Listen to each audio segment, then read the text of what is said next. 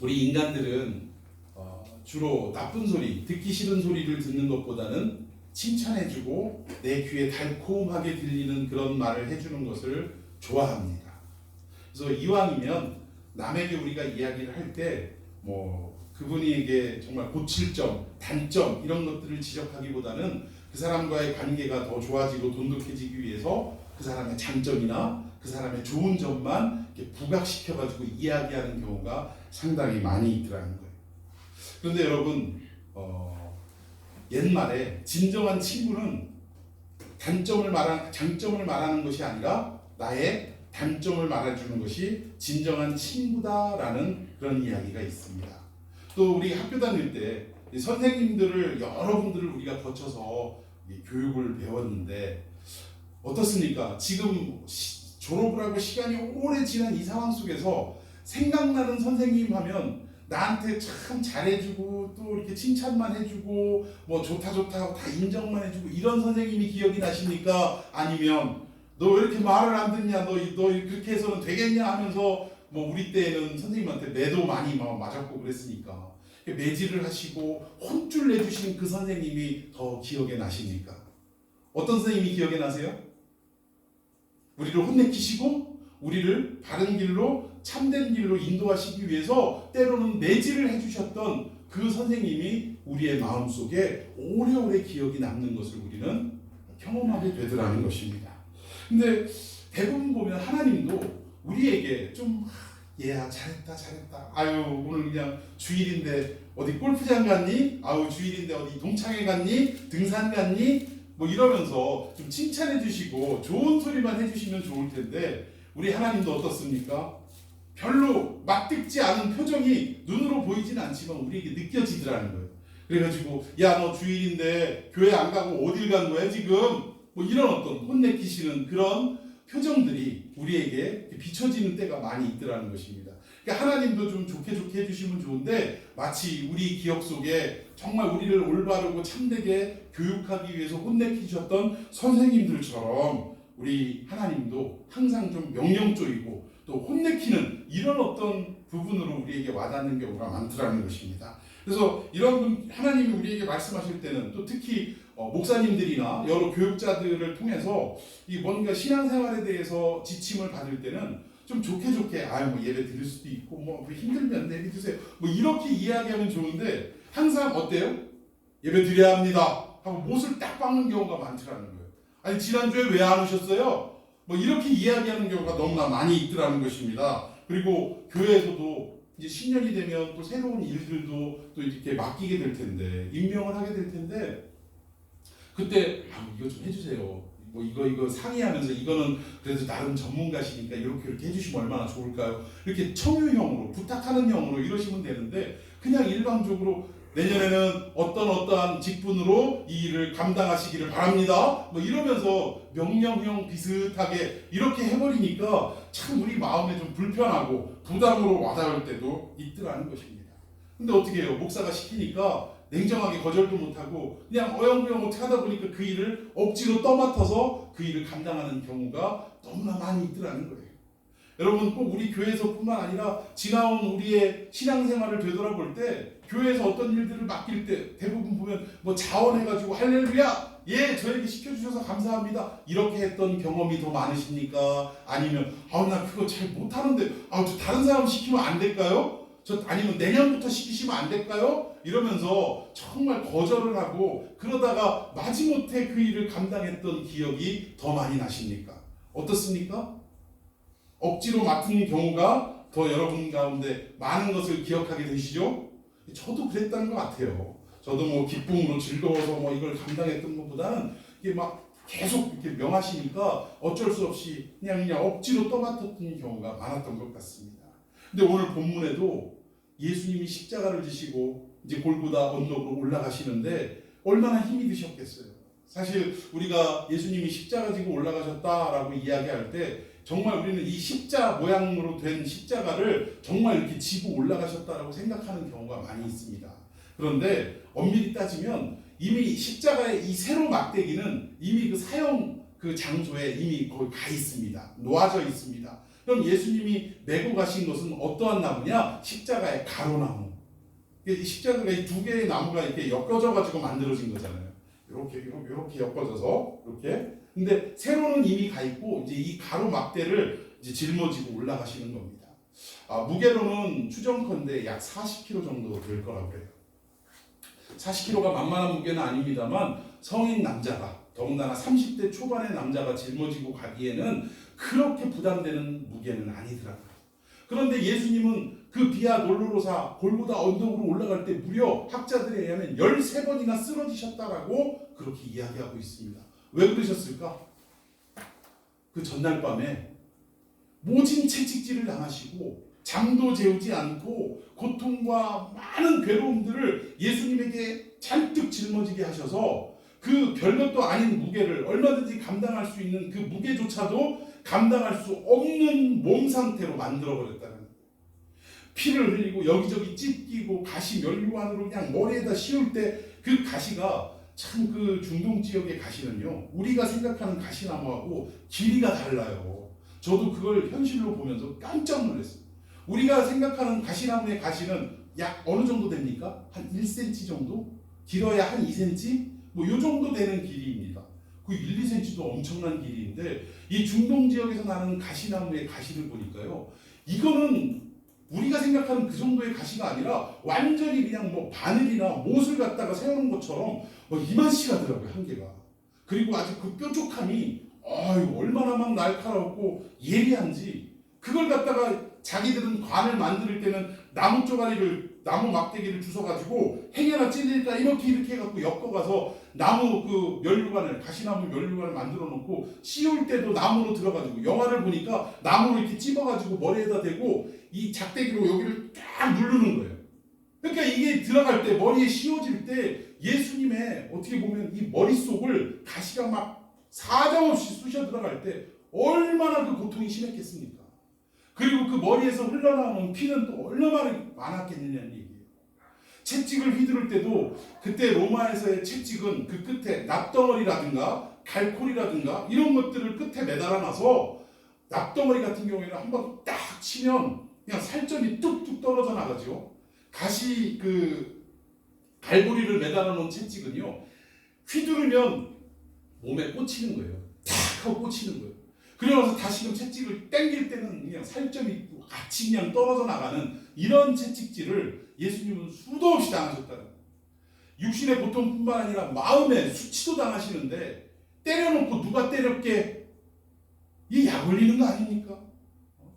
침을 뱉고 주먹으로 얼굴을 치고 뺨을 때리면서 도대체 누가 때리는지 맞춰봐라, 너 메시아라며 왕이라며, 한번 그런 신통력도 없냐, 이러면서 예수님에게 온갖 정신적인 또는 육체적인 고통을 가했기 때문에 그 다음날 십자가 그 40kg 정도 되는 그 나무 막대기를 지고 올라가실 때 그것을 감당할 수도 없고 견딜 수도 없어서 무려 13번이나 쓰러지시는 이러한 일들이 있었다는 것입니다. 오늘 본문에도 20절 보니까 못 박으려고 끌고 나가니라, 이런 말씀이 있어요. 그리고 또 22절에는 예수를 끌고 이런 이야기가 있고, 또 마가복음 14장 53절에 그들이 예수를 끌고 대제사장에게로 가니 대제사장들과 장로들과 서기관이 다 모이더라. 그러니까 예수님을 끌고 갔다라는 이 끌고라는 단어가 계속해서 나오는데, 오늘 본문의 16절에도 군인들이 예수를 끌고 브라도리온이라고 하는 뜰 안으로 들어가서 온 군대를 모았다라고 성경은 묘사하고 있더라는 것입니다. 그러니까 예수님은 힘없이 질질질질 끌려다니는 모습으로 지금 묘사되고 있더라는 거예요. 오래전에 번역됐던 책 중에 능력 종교라는 책이 있습니다. 능력 종교가 무슨 의미냐면, 우리 기독교가 이렇게 예수님처럼 힘없이 어떻게 보면 무기력하게 하나님의 구원을 이루기 위해 맞대응하지 않고 그저 모든 수치와 모든 고통을 그냥 묵묵히 감당했던 이 예수님의 모습처럼 우리가 살아야 하는데, 요즘은 어떠냐? 이 기독교가 능력 종교가 되어가지고 이 세상이 말하는 가치와 다를 바가 없는 종교가 되고 말았다라는 것을 꼬집기 위해서 이 책이 나왔다라는 거예요. 그리고 유튜브에 보니까 제가 지금 제목이 생각이 안 나는데 참 우스개로 한번 만들었던 것 같아요. 이 애니메이션인데 예수님이 십자가에 달리시고 있고 밑에서 그 군병들과 유대인들이 막 조롱을 하는데 갑자기 예수님의 이 몸이 근육질의 몸으로 확 바뀌는 거예요. 그러더니 막 등치가 이만해져가지고 마치 헐크가 커지는 것처럼 그래놓고 십자가에 달린 못을 막 빼가지고 굴켜갖고 밑땅에 내려와가지고 십자가 아래로 내려와가지고 조롱하고 있던 군병들과 유대인들을 향해서 매서운 눈초리로 째려보시는 뭐 이러한 모습을 제가 본 적이 있습니다.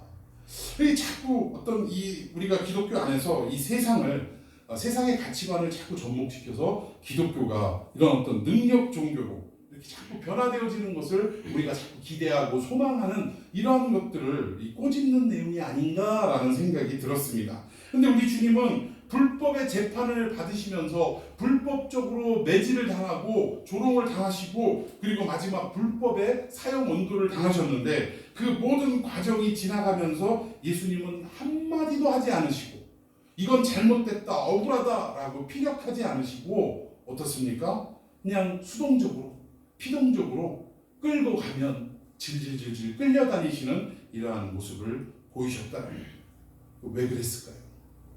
왜 그랬을까? 이유는 하나입니다.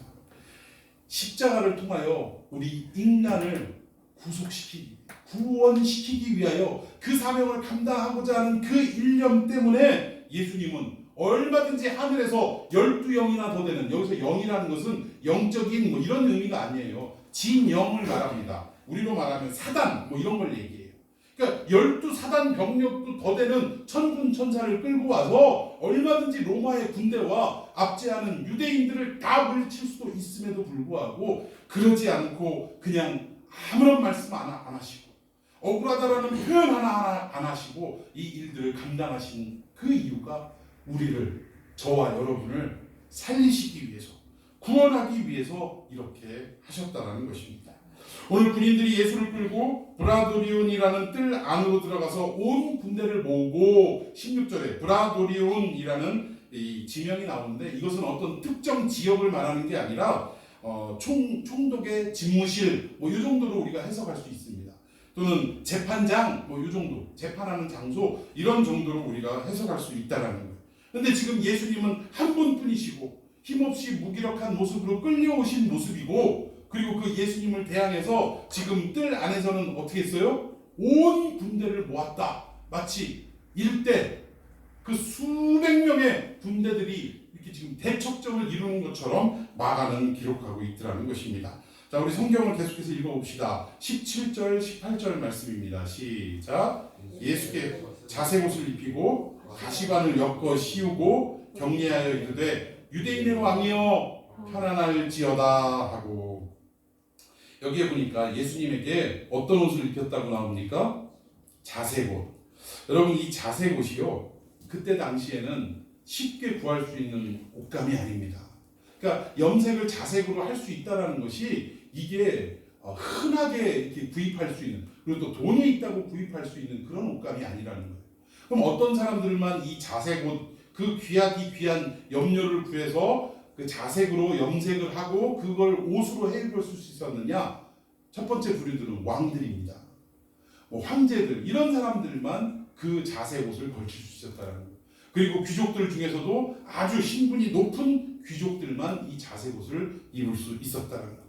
근데 오늘 사형 언도를 받은 그래서 이제 십자가 처형을 하기 위해 지금 끌고 가는 예수님께 무슨 옷을 입혔다고요? 그 귀한 자색옷을 어디서 구해서 왔는지 모르겠지만 그 옷을 입혔다는 거예요. 왜 입히셨을까요? 부정적인 측면에서는 이 예수님이 네가 왕이라며 왕이면 왕답게 입어야지 그래놓고 그 자색 옷감을 걸쳐놨더라는 거예요. 그리고 성경이 말씀하고 있는 영적인 어떤 측면에서는 뭡니까? 이 자색 옷을 입으신 예수님이야말로 우리의 육신의 눈으로는 힘없이 지금 매질을 당하고 그냥 질질 끌려다니며 결국 이제 십자가상에서 죽게 되실 이 무기력한 분이 만왕의 왕이시며 만주의 주가 되신다라는 것을 성경은 지금 우리에게 나타내기 위해서 자색 옷을 입었던 사건을 기록해주고 있더라는 것입니다. 결국 어떻게 보면 가장 연약한 모습 속에, 가장 조롱당하는 모습 속에 우리 예수님은 가장 강력한 분이시고 가장 위대한 분이심을 역설적으로 우리에게 보여주는 장면이 바로 이 장면이 아니냐라는 것을 우리는 알 수 있더라는 거예요. 자, 예수님은요, 이 땅에서 부유하게 살 수도 있는 분이었습니다. 뭐 물고기 2마리와 보리떡 5개 가지고도 5,000명을 먹이고도 남을 수 있는 분이라면, 마음만 드시면 금 나와라 뚝딱, 은 나와라 뚝딱, 뭐 이런 것들을 얼마든지 행하실 수 있는 분이라는 거예요. 이 돌로 금으로 만들 수도 있고 뭐 이런 어떤 일들을 능히 하실 수 있는 분이더라는 것입니다.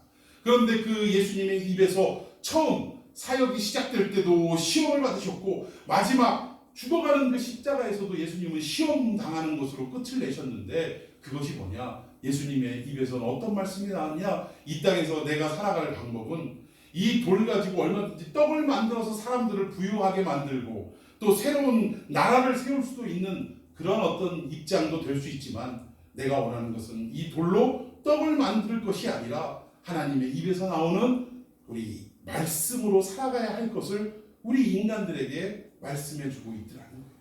그러니까 우리는 자꾸 어떻습니까? 이 능력 종교를 소망하고 이 능력 종교를 우리가 정말 어떻게 보면 삶 속에서 체험하기를 원하는 마음처럼, 대부분 보면 어때요? 예수 믿고 어떻게 하기를 바랍니까? 돈도 많이 벌기를 원하고, 뭐 집도 사기를 바라고, 뭐 건물도 사기를 바라고, 또 우리 온 가족들이 더 보다 명예롭고 지위가 높은 어떤 이러한 상황으로 바뀌어지기를 원하더라는 거예요. 그래서 많은 사람들이 묻습니다. 너 교회를 왜 다녀? 너 교회에서 집사라며? 너는 집도 못 사면서 무슨 집사야? 라고 조롱합니까? 안 합니까? 조롱하더라는 거예요. 제가 작년인가요? 이 앞에서 아주머니 둘이 지나가다가 하시는 말씀을 들었는데, 걔는 말이지 매일 나만 보면 교회 나오라고 그러는 거야. 그래서 내가 하도 듣기 싫어가지고 듣다 못해가지고, 야, 너는 교회 다니면서 왜 그 모양 그 꼴로 사냐? 그렇게 질문을 했다라는 거예요. 그랬더니 그 말을 들은 전도했던 그분이 하는 말이, 나는 이 땅에서 돈 많이 벌고 남들보다 더 잘 먹고 잘 살자고 예수 믿는 게 아니라고 했대요. 그분이 정확한 대답을 하신 것 같아요. 그런데 그 말을 듣고 여기 와서 자기들끼리 얘기하는 그 아주머니의 말은, 아니 그러려면 뭐하러 교회를 나가? 아니 나가서 돈도 많이 벌고, 아니 더 잘 되려고 교회 나가는 거지, 더 잘 될 필요도 없고 그걸 바라는 것도 아니라면 뭐하러 교회 나가? 너나 나가라고 했다는 거예요. 제가 그게 얼마만큼, 믿지 않는 사람들, 하나님이 선택받지 못한 사람들은 이렇게 복음이 자기들에게 도착되어져도 거절하는구나 라는 것을 새삼 깨달은 바가 있었던 적이 있어요. 여러분, 세상 사람들이 이렇게 생각하는데, 우리는 그리스도인으로 예수를 믿는 크리스찬으로서 어떤 생각을 가지고 살아가고 있습니까? 예수 믿는 이유가 지금보다 더 나은 생활을 위해서, 지금보다 더 많이 갖기 위해서 혹시 예수를 믿고 예수님 앞에 와서 기도하고 매달리고 있는 그러한 모습은 아닙니까? 오늘 예수님은 세상을 향한 이런 능력 종교를 오히려 꼬집는 그러한 메시지를 우리에게 전해주고 계시더라고요. 오히려 세상에 우리 그리스도인들을 향하여 세상의 어떤 가치를 따르지 말고, 기독교는 죽어야 사는 종교다라는 것을 우리에게 몸소 십자가를 통해 말씀해 주셨다라는 것입니다. 예수님은요, 힘으로도 얼마든지 제압할 수 있지만 십자가에 말없이 죽어주심으로 오히려 우리를 구원하시는, 그리고 기독교라는 것이 바로 이러한 것이라는 것을 우리에게 몸소 보여주셨다라는 사실입니다. 자, 말씀을 계속해서 읽어보십시다. 19절과 20절입니다. 시작. 갈대로 그의 머리를 치며 침을 뱉으며 꿇어 희롱을 다한 후에 자색 옷을 벗기고 도로 그의 옷을 입히고 십자가에 못 박으려고 끌고 나간다. 아멘. 우리는 이렇게 희롱당하고 조롱당하는 모습이 그냥 일반적으로 로마 군병들의 이 더러운 짓에 예수님이 스스로 그냥 내어 맡겼다, 예수님이 하시는 대로 그냥 내버려 두셨다라고 생각하기 쉽지만, 이 모든 일들이 예수님이 아무 말씀도 안 하시고 조롱을 당해도 그거에 대해 항의도 안 하시고 이렇게 하셨던 것이 뭐냐? 이미 시편을 통하여 예수님이 이 땅에 오셔서 그렇게 행하실 것을 예언한 대로 지금 성취하고 계시기 때문이라는 것입니다. 그러니까 누가 때리니까 그냥 그리스도의 사랑으로 맞고 가만히 있었다, 그 얘기가 아니라 이미 구약에서 예수님이 이 땅에 오셔서 그렇게 우리를 구원하실 것을 말씀하신 대로 지금 행하고 계시더라는 사실이에요. 자, 이게 어디에 나오냐면 시편 22편에 나옵니다. 시편 22편 1절부터 저와 여러분이 한 절씩 교독해 보십시다. 22편 1절입니다. 내 하나님이여 내 하나님이여 어찌 나를 버리셨나이까. 어찌 나를 멀리하여 돕지 아니하시오며 내 신음소리를 듣지 아니하시나이까. 내 하나님이여 내가 낮에도 부르짖고 밤에도 잠잠하지 아니하나 응답하지 아니하시나이다. 이스라엘의 찬송 중에 계시는 주여 주는 거룩하시니이다. 우리 조상들이 주께 의뢰하고 의뢰하였으므로 그들을 거니셨나이다. 그들이 주께 부르짖어 구원을 얻고 주께 의뢰하여 수치를 당하지 아니하였나이다. 나는 벌레요 사람이 아니라 사람의 비방거리요 백성의 조롱거리입니다. 나를 보는 자는 다 나를 비웃으며 입술을 삐죽거리고 머리를 흔들며 말하되 그가 여호와께 의탁하니 구원하실 걸 그를 기뻐하시니 건지실 걸 하나이다. 오직 주께서 나를 모태에서 나오게 하시고 내 어머니의 젖을 먹을 때에 의지하게 하셨나이다. 내가 날 때부터 주께 맡긴 바 되었고 모태에서 나올 때부터 주는 나의 하나님이 함께 있습니다. 나를 멀리하지 마옵소서. 환난이 가까우나 도울 자 없나이다. 이미 다윗의 시를 통하여 메시아가 이 땅에 우리를 구원하러 오셨을 때 어떠한 모습을 당하실 것인가, 어떠한 일들을 당하실 것인가를 잘 묘사해두고 있는데 이대로 예수님은 그저 성취하셨다라는 사실입니다. 여기 보니까 사람들이 예수님을 대할 때 6절에 보니까 어떤 내용이냐면 나는 벌레요 사람이야. 완전히 예수님을 벌레 취급했다 이거예요.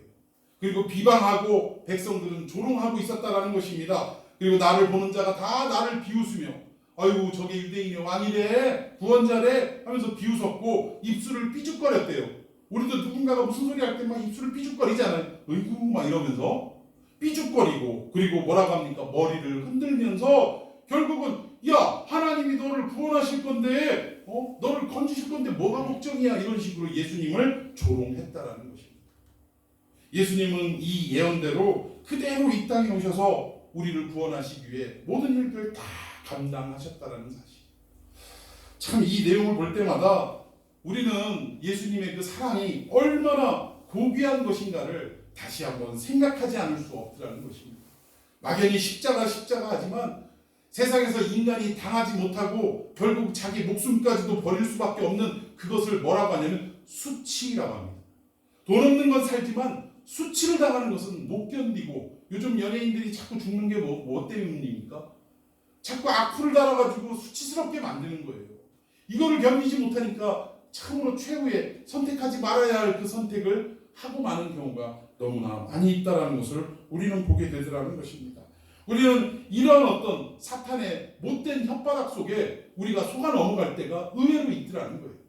근데 성경은 분명하게 말씀하고 있더라는 것입니다. 자, 히브리서 13장 11절부터 이는 죄를 위한 짐승의 피는 대제사장이 가지고 성소에 들어가고 그 육체는 영문 밖에서 불사름이라. 그리고 예수도 자기 피로써 백성을 거룩하게 하려고 성문 밖에서 고난을 예수님이 성문 밖에서 고난받은 이유가 자기 백성을 어떻게 하시려고? 거룩하게 하시려고. 결국 이 말은 뭐예요? 구원하시려고 영문 밖에서 고난을 당하셨다는 것입니다. 13절에 그런즉 우리도 그의 치욕을 짊어지고 영문 밖으로 그에게 어떻게 하자? 나아가자. 우리도 예수님과 똑같은 삶을 살아가야 한다라고 분명하게 말씀하고 있습니다. 자, 14절 함께 읽습니다. 시작. 우리가 여기에는 영광 보상이 없으므로 장차 올 것을 찾나니. 결국 뭐예요? 여기 이 세상에는 이 땅에는 영구한 도성이 없는 세상이다 이거예요. 우리가 안식할 수 있는 땅이 있다 없다? 없다라는 것입니다. 많은 이단들이 어디 피지 섬이나 어떤 섬에 가면 영원히 우리가 안식할 수 있는 섬이 있다고 하는데 그렇지 않아요.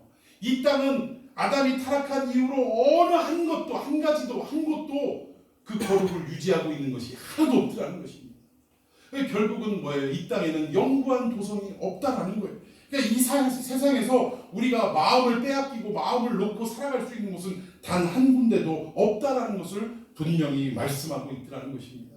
그래서 우리는 어디를 생각해야 되느냐? 저 영원한 천국, 하나님이 계신 그 천국을 소망하며 이 땅에서 하루하루를 살아가야 한다라는 것을 히브리서 기자는 말씀하고 있더라는 거예요. 그런데도 불구하고 우리는 자꾸 이 땅의 가치에 눈이 어두워서 기독교를 능력 종교로 만들려고 하고 우리가 지금보다 더 나은 삶을 위해 예수를 붙들으려고 하는 이러한 경향들이 너무나 많이 있다라는 것을 성경은 꼬집고 있더라고요. 여러분, 우리 합동 측의 그 총신의 교수님 중에 예전 분이 뭐 소천하신 지 오래되셨죠. 박윤선 목사님이라는 분이 있어요. 우리 그 주석 중에 많은 주석 중에 외국인들이 쓴 주석도 있고 하지만 우리 합동 측 우리 교단에서는 이 박윤선 목사님이 쓰신 주석을 우리는 어떻게 보면 뭐라고 할까 가장 중심 교재로 삼고 있습니다. 그런데 이 박윤선 교수님이 생전에 학생들을 가르치실 때 이런 말씀을 하셨다고 해요. 뭐라고 하셨냐면 한국교회의 문제점이 뭐냐? 하나님의 말씀대로 살다가 망하는 교회가 없고 문 닫은 교회가 없다는 것이 문제라는 거예요. 우리가 정말 예수님 뜻대로 행하고 예수님 말씀대로 이 땅에서 우리가 목회를 한다면 너무나 어렵고 세상이 받아들지 않아서 문 닫는 교회가 생겨야 되는데 그리고 아주 그냥 망하는 교회가 생겨야 되는데 그런 교회가 없다라는 거예요. 오히려 이 세상의 능력 종교의 가치관을 들여와서 예수 믿으면 잘 됩니다라고 막 헛된 희망 고문을 하고 이렇게 해가면서 교회가 오히려 더욱더 부흥이 되고 잘 되는 것이 오히려 문제가 아니냐라고 말씀을 하신 적이 있더라는 것입니다. 여러분, 저는 이 말씀에 100% 공감을 합니다. 복음은요, 우리에게 어떤 물질적인 것들을 더 채워주는 이러한 종교가 이러한 것들이 결코 아니라는 것입니다.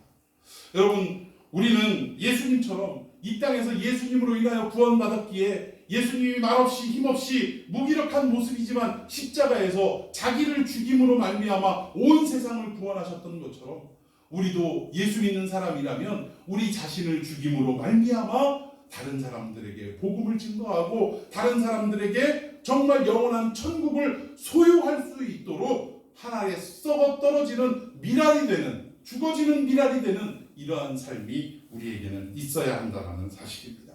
여러분 동의하십니까? 우리 교회는 좀 이런 어떤 예수님의 말씀의 가치대로 살아가는 이런 교회가 되었으면 좋겠습니다. 오늘 본문에 나오는 구레네에서 올라온 시몬이라는 사람, 결국 그는 로마 병정에 의해서 억지로 그 예수님이 버텨하지 못하는 그 십자가 나무를 지고 골고다 언덕까지 올라가게 되는 어떻게 보면 세상 말로 뭐예요? 재수? 오지게 없네라고 걸려드는 사람에 불과하더라는 거예요. 그런데 억지로 그 십자가를 지고 올라갔던 이 구레네 사람이 결국 그 결과가 어떻게 되었는지를 성경을 보면서 결론으로 맺도록 하겠습니다. 자, 21절 다 같이 읽습니다. 시작. 마침 알렉산더와 루포의 아버지인 구레네 사람 시몬이 시골로부터 와서 지나가는데 그들이 그를 억지로 같이 가게 하여 예수의 십자가를 지우고. 그러니까 여기서 구레네는 어디냐면 지금의 북아프리카 지역입니다. 북아프리카 지역에서 이름이 시몬인 걸 볼 때 이 사람은 유대인이었던 것 같아요. 그러니까 유대 땅에 살지 않고 그 북아프리카 지역에서 이주해서 흩어져 사는 유대인, 디아스포라라고 하는데 그런 사람이었던 것 같습니다. 그런데 이 사람이 유월절을 지키기 위해 이 예루살렘에 왔다가 뭐 속된 말로 재수 옷 붙어가지고 로마 병정들에게 붙들려가지고 예수님의 십자가를 대신 짊어지고 올라가는 이 일을 당하게 됐더라는 거예요. 그런데 바울의 기록 중인 이 기록인 로마서 16장 13절에 보니까 놀라운 일들이 기록되어 있습니다. 자, 13절에 주 안에서 택하심을 입은 루포와 그의 어머니에게 문안하라. 그의 어머니는 곧 내 어머니니라. 이런 말씀이 있습니다. 근데 여기에 보니까 바울이 로마서를 마감하면서 안부 인사를 드리는데 누구를 거론하고 있냐면 루포라는 사람을 거론하고 있습니다. 그리고 루포의 어머니는 곧 누구의 어머니다? 내 어머니다. 그러니까 루포의 어머니는 나의 어머니와 똑같으니 그를 어떻게 하라는 거예요? 교회에게 부탁하기를 대접하고 잘 모시라 라고 그렇게 안부에 꼭 집어넣었다라는 것입니다. 그런데 여기 루포와 그의 어머니는 누구냐? 좀 전에 21절 마가복음 본문에 있었던 이 구레네 사람이 누구의 아버지라고 기록되어 있습니까? 알렉산더와 루포의 아버지. 그러니까 이 구레네 사람 시몬은 그 사람의 이름이에요. 억지로 짊어진 사람의 이름이고 이 시몬이라는 사람의 아들이 두 명이 기록이 되어 있는데 알렉산더와 루포라는 사람이 기록이 되어 있더라는 거예요. 그런데 로마서 16장 13절에 바울이 그 문안 인사를 드리면서 자기의 동역자들을 열거할 때 누구를 지금 열거하고 있냐면 루포와 그의 어머니를 열거하고 있다. 루포는 누구의 아들이에요? 시몬, 구레네 사람 시몬의 아들이고, 그리고 루포의 어머니는 결국 누구겠어요?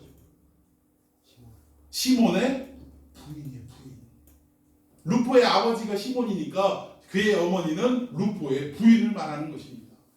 기독교 역사상에 그냥 어떻게 보면 재수 없어서 예수님의 십자가를 대신 지고 억지로 올라갔던 것 같지만 하나님은 그것을 기억하셔서 어떤 축복을 주셨냐?